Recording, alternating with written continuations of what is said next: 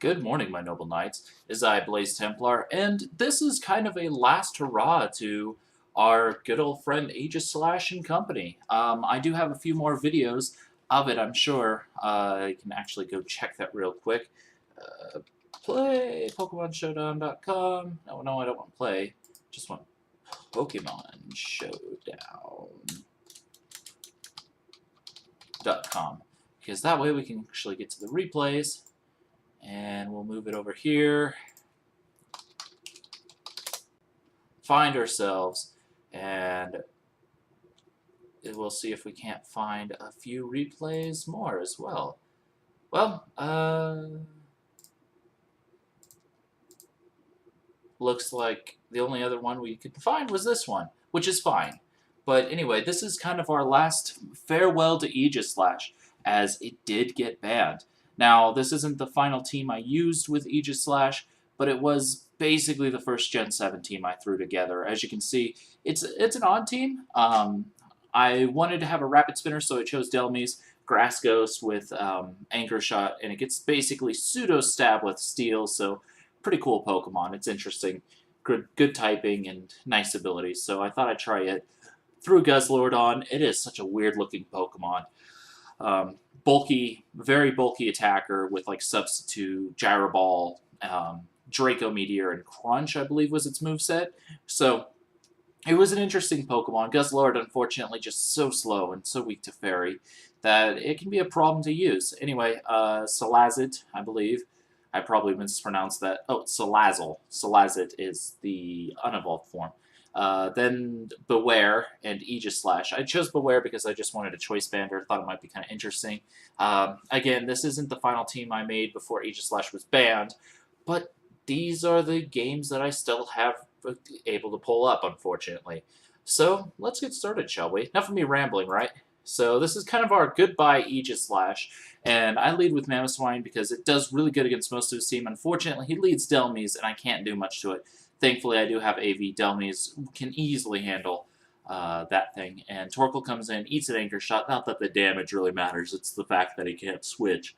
That really was important. So I can go into Salazzle here, eat a Fire Blast if I get hit, and won't appreciate it, but I can at least deal with it.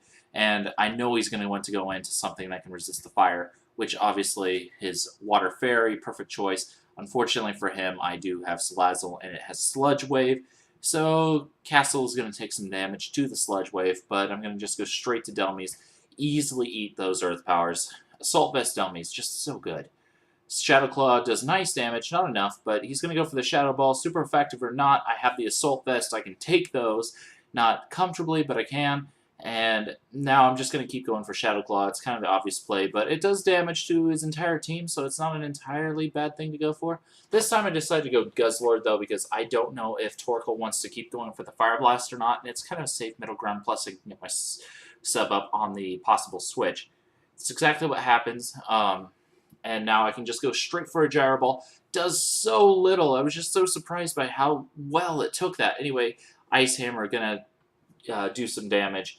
Or would, but I do get the Draco Meteor off, and with that, I think he's probably going to want to switch, so I'm going to just go straight for another sub, I believe? Yes, I do, which puts me in a better situation. Guzzlord behind a sub is probably the best way to use it, because it's able to deal with those potential Moon Blasts, but unfortunately, thanks to its water typing, that's only neutral, so it doesn't really do much, and apparently he's not running much speed investment in his Tapu Fini, so yeah. Anyway, Aegislash, Shadow Ball is just a really nice play to go for. Kind of an obvious, predictable play if you're running Mix Aegislash. It's one of the nice things that I'm going to miss about Aegislash, being able to run it mixed. And it kind of was the key to this team. And the team I built afterwards, it kind of held everything together. Which, again, a lot of people were using Aegislash, but, you know, in comes Torkoal. I have no need to stay in with Aegislash. I'm going to go straight to Guzzlord. And it does more than I thought I was going to do. But I do have Guzzlord, Draco Meteor, and Substitute. So at this point, I'm just going to go for the sub. Predicting him to want to switch. Doesn't happen. But at this point, I can just keep on going for those Draco Meteors. Get a nice knockout. And Beast Boost is the reason why I decided to run Draco. Just so I get a nice KO. Get the attack boost, and then I can go for something else. He does go to Tapu Fini. It's kind of an interesting switch because I did go for that second Draco Meteor, but it doesn't matter too much because now I can go for that Gyro Ball. Unfortunately, I'm no longer behind a sub, going to threaten me right on out, and that's exactly what happens. But he does predict that nicely. Goes to his Torkoal. Unfortunately, Aegislash really can't handle Torkoal, especially under the sun, so we're just going to protect, get some more HP recovery, and go on from there. At this point, unfortunately, Delmise isn't really going to be that viable, so I'm going to let it go down here and go into Mamoswine, which at this point is actually a huge threat to his team. He's lost a lot of key Pokemon, and between Earthquake and Ice, not much can take it, and that will basically be the game because his team's been so weakened by the Aegislash Guzzlord Delmise combo, as well as Salazit, to really clean up. And Icicle Crash is an easy one-hit KO on Alolan Executor. I mean, even if you run at max HP, max defense, it's not going to take it. So Mamoswine really does show, once again, that it works incredibly well in this Gen 7 meta. And I don't think that's going to change anytime soon. So, yeah. Okay, so this was another game with that same team that I was talking about. And Palossand comes in. I'm just going to go for the Earthquake. It's a relatively safe play, and it is a ground ghost, so I can't really go for my stab. But at this point, I see an opportunity because Palossand has been weakened. I'm going to go into Salazzle. Let it die. If it didn't go for that and went for another grass move, that would have been fine. I could have gotten some damage off with it, but either way, I can go straight to Mamoswine, and his entire team is incredibly threatened by it. He doesn't have anything fast enough to deal with Mamoswine, so I can just keep on spamming my stabs and just destroying everything. Now, Magearna, it's a cool Pokemon, but it's not very fast either, so easy one-hit KO. Maybe if it was Scarfed, it wouldn't have been knocked out like that. It might have knocked me out, but as you can see, it wasn't, and so Muck goes down, leaving him just his Mimikyu. Interesting Pokemon. It really is, but I do have Beware, and it does have that ability that reduces damage. It halves all physical contact, so it's pretty insane.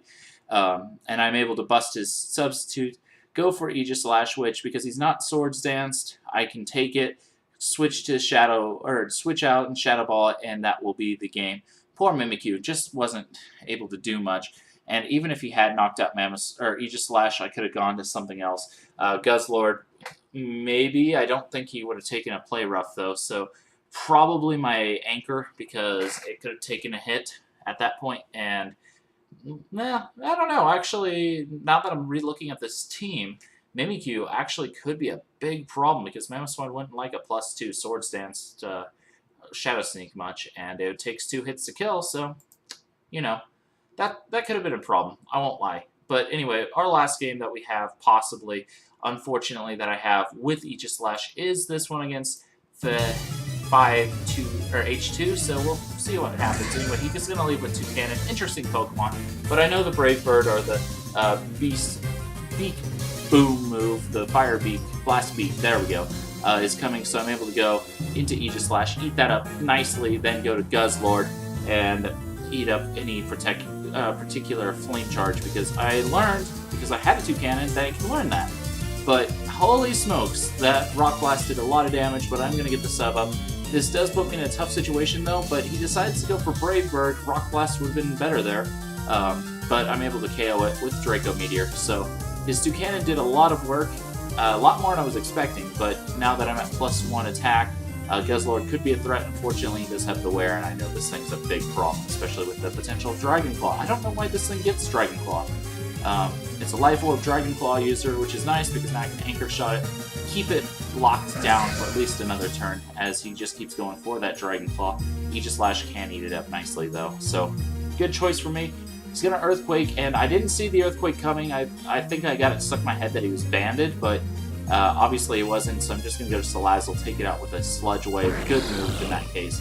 Greninja's going to come in. I don't think I'm faster than it, so I'm going to go to Delmise, mostly as Death Water at this point. And after the burn, definitely as Death Water, so he's able to get the 2-hit KO on Delmise at this point. No way to save it. And Battle Bond's going to activate.